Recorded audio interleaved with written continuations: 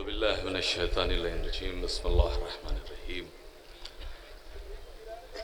معزز سامعین کرام، چونکہ وقت کے دامن میں واقعی گنجائش نہیں ہے، بہت سارے مقررین ہیں جو تقریر کریں گے، بس ایک شعر اور اپنی تقریر کا آغاز کروں گا کہ در حسین پہ ملتے ہیں ہر خیال کے لوگ، یہ اتحاد کا مرکز ہے آدمی کے لیے۔ معزز سامعین کرام، سب سے پہلے تو میں اس تاریخی امام بارگاہ میں تاریخی اجتماع کے انعقاد کرنے والے، بلانے والے کو مبارکباد پیش کروں گا۔ یقیناً دنیا میں سینکڑوں ناموں سے کانفرنس ہوتی ہے، لیکن بہت بڑے بڑوں کو دیکھا گیا، ان کی ہمت نہیں ہوئی کہ وہ دہشت گردی کے خلاف کانفرنس کرے، اس لیے کہ جو رقمیں آتی ہیں وہ توڑنے کے لیے آتی ہیں، جوڑنے کے لیے نہیں آتی۔ میرے بھائیوں، یاد رکھنا، زمانے نے ہزاروں کروٹیں بدلی ہیں، لیکن حقیقت تبدیل نہیں ہو سکی۔ حق کا انکار کیا گیا، لیکن حق حق ہی رہا۔ باطل کو ہر دور میں نوازا گیا، لیکن باطل باطل ہی رہا۔ ظلم و ستم کو عدالت کا نام دینے والے فنا ہو گئے ہیں، لیکن ظلم کو عدل ثابت نہیں کر سکے۔ کیوں؟ اس لیے کہ رسول اسلام نے جو دین پیش کیا ہے، اس دین کے ماننے والے یہ بتاتے ہیں کہ دہشت گردی اور ہے، اسلام اور ہے۔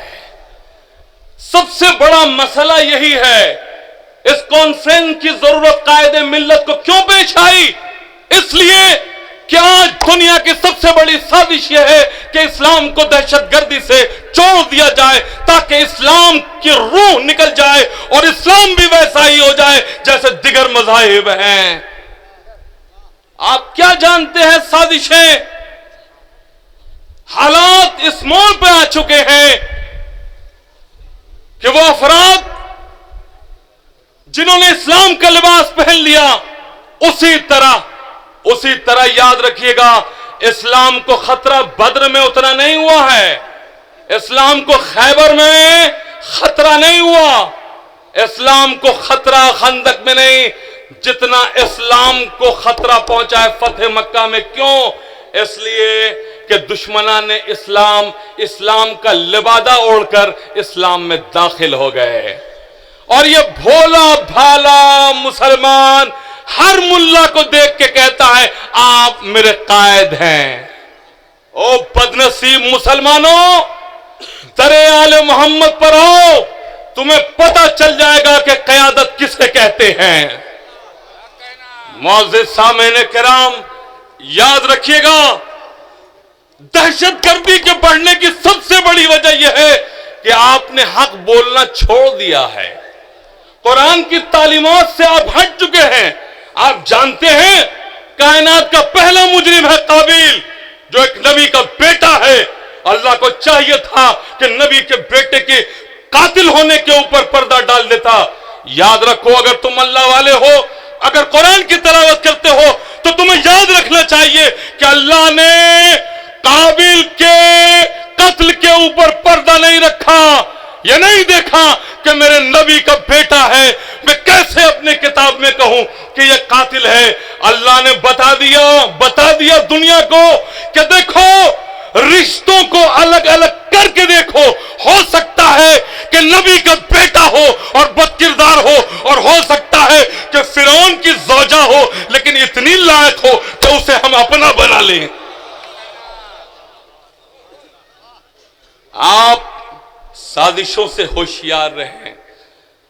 معزز سامعین کرام، میں مبارکباد دیتا ہوں قائد ملت کو، اور آپ کو فخر ہونا چاہیے اس بات کے اوپر کہ آپ کا قائد ایسا باکردار ہے کہ حکومتوں نے بہت کوشش کی کہ کردار پہ انگلی اٹھ جائے، لیکن وہ حکومتیں چلی گئیں۔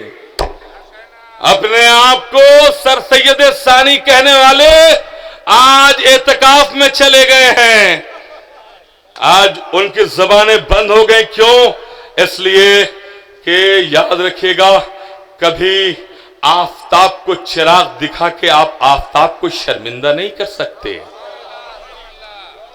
معزز سامعین کرام، میرا میسج میڈیا والے بھی پہنچا دیں، اور جو لوگ یہ سمجھتے ہیں کہ اسلام کا تعلق تلوار سے ہے، وہ یاد رکھیں کہ اسلام کا تعلق کبھی تلوار سے نہیں رہا۔ کسی بھی جنگ میں اسلام کی طرف سے پہلے تلوار نہیں اٹھی ہے۔ پوری ہسٹری دیکھ لیجئے۔ جنگ بدر، سنو میرے بھائیوں، اور یہ آواز پہنچا دو، اور یہ فیصلہ ہو جائے گا کہ اسلام کا تعلق تلوار سے ہے یا نہیں۔ دیکھو سب سے پہلی جنگ کون سی ہے؟ جنگ بدر، پہلی جنگ۔ رسول کے ساتھ کتنے افراد ہیں؟ 313۔ جنگ پہلی، ابھی تلوار نہیں اٹھی ہے، ابھی اسلحے نہیں اٹھے ہیں، رسول کے ساتھ 313 مسلمان ہیں۔ دنیا جو کہتی ہے کہ اسلام تلوار کے زور پہ پھیلا اور دہشت سے پھیلایا گیا ہے اور محمد صاحب نے جنگ کر کے مسلمان بنایا، تو میں پوچھنا چاہتا ہوں کہ یہ جو 313 افراد رسول کے ساتھ مسلمان ہیں، ابھی تو تلوار اٹھی نہیں ہے۔ میں کیا کہہ رہا ہوں؟ ابھی تلوار اٹھی نہیں ہے، اور رسول کے ساتھ 313 مسلمان ہیں۔ دنیا والوں، یہ لوہے کی تلوار نہیں ہے محمد صاحب کی جس نے مسلمان بنایا ہے، بلکہ محمد کے کردار کی تلوار تھی جو انہیں مسلمان بنا رہی تھی۔ یاد رکھیے گا، کبھی کردار، کبھی اسلام کا تعلق جو ہے تلوار سے نہیں رہا، کردار سے رہا۔ آپ غور کریں، میں بہت اہم بات کہنا چاہتا ہوں علماء کرام کی موجودگی میں۔ آخری رمضان ہے مولا کائنات کا، 40 ہجری۔ رمضان میں عبادتیں عام انسان کتنا کرتا ہے، اور وہ جو سب سے بڑا کائنات کا عابد، وہ عبادت میں مصروف۔ 15 رمضان کا خطبہ، 16 رمضان کا خطبہ، 17 رمضان مولا کائنات یہی کہتے تھے، پروردگار جو تیری عبادت کا حق ہے وہ ادا نہیں ہو سکا۔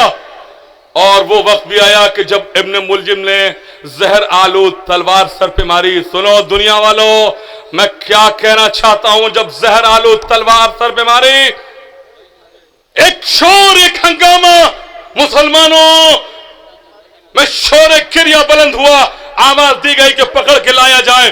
ابن ملجم کی طرف مسلمان بھاگے، اصحاب بھاگے، اسے دوڑ کر پکڑ کے لے کر آئے۔ اب دیکھو اسلام کیسے پھیلا ہے۔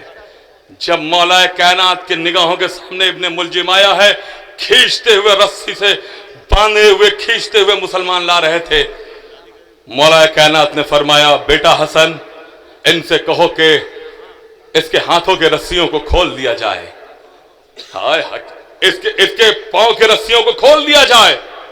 مولا نے 2 سوال کیے ہیں ابن ملجم سے، ہمارے صوفیاء کرام سنیں، 2 سوال کیے۔ ابن ملجم، کیا میں برا امام تھا؟ اس نے ہاتھ چھوڑ کر کہا، یا علی نہیں، یا علی نہیں۔ اس کے بعد دوسرا سوال، ابن ملجم، کیا تم نے میرے دامن کے اوپر کوئی دھبا دیکھا تھا جو تلوار اٹھائی؟ ابن ملجم نے چیخ کے کہا، یا علی نہیں، یا علی نہیں، آپ کے دامن پہ کوئی میں نے داغ نہیں دیکھا۔ یعنی مولا کائنات نے یہ سوال کر کے دنیا کو بتا دیا کہ دیکھو میرے دشمن میں اتنی ہمت ہو سکتی ہے، اتنی ہمت ہو سکتی ہے کہ وہ مجھ پہ تلوار اٹھا دے، لیکن میرے دشمن میں بھی اتنی ہمت نہیں ہے کہ میرے کردار پہ انگلی اٹھا دے۔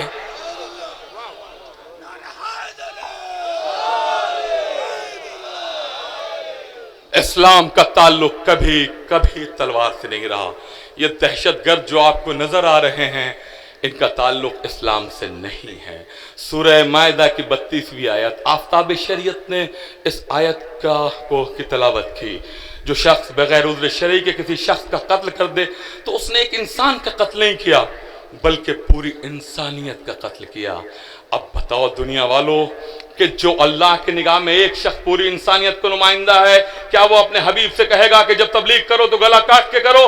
اسلام نے کبھی گلا کاٹنے کی بات کرے؟ اسلام تو یہ کہتا ہے روزہ واجب ہے، روزہ رکھو واجب ہے، لیکن اگر تم بیمار ہو گئے ہو، اب اللہ دیکھو تمہیں کتنا دوست رکھتا ہے، وہ کہتا ہے کہ اگر تم بیمار ہو، روزہ رکھنے سے تمہاری بیماری میں اضافہ ہو سکتا ہے، مرض میں اضافہ ہو سکتا ہے، تو میرے واجب کو روکو، اپنی صحت کا خیال رکھو، اپنی صحت کا خیال رکھو۔ تو جو اللہ تمہاری صحت کا اتنا خیال رکھتا ہے، جان نہیں جا رہی ہے، جان نہیں جا رہی ہے، صحت مرض میں اضافہ ہو سکتا ہے، تو وہ اللہ کیا اپنے حبیب کو حکم دے گا کہ تبلیغ کرو تو گلا کاٹ کے کرو؟ نہیں معزز سامعین کرام، یاد رکھیے گا، میں مبارکباد پیش کرتا ہوں آفتاب شریعت کو، قائد ملت کو، خدا سلامت رکھے قائد ملت کو۔ اور اگر ہمیں فخر ہے اس بات کے اوپر، اگر کسی بات پر، تو اس بات کے اوپر کہ ہمارا قائد آفتاب شریعت مولانا کلب جواد ہے۔